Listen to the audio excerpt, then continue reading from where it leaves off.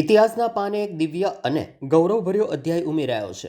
પરમ પૂજ્ય મહંત સ્વામી મહારાજના જન્મોત્સવ નિમિત્તે આયોજિત ભવ્ય કાર્યક્રમમાં 15,000થી વધુ બાળકોએ સત્સંગ દીક્ષા ગ્રંથના 315 જેટલા સંસ્કૃત શ્લોકોનું સંપૂર્ણ કંઠસ્થ સામૂહિક મુખપાઠ કરી વિશ્વ રેકોર્ડ સર્જ્યો હતો.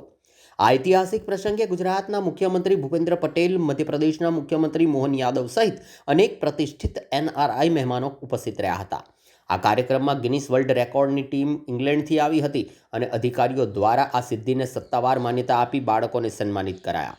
વિશેષ વાત તો એ રહી કે આ 15,000 બાળકોમાંથી 3,000થી વધુ બાળકોને ગુજરાતી ભાષા આવડતી નથી. તેમ છતાં તેમણે સંસ્કૃત શ્લોકોનું સંપૂર્ણ કંઠસ્થ પાઠ કરીને સૌને મંત્રમુગ્ધ કરી દીધા હતા. જન્મોત્સવના ભવ્ય કાર્યક્રમમાં 2 લાખથી વધુ શ્રદ્ધાળુઓ અને ભક્તોની વિશાળ જનમેદની ઉમટી હતી, જેના કારણે સમગ્ર માહોલ ભક્તિભાવ અને ગૌરવથી છલકાઈ ગયો હતો.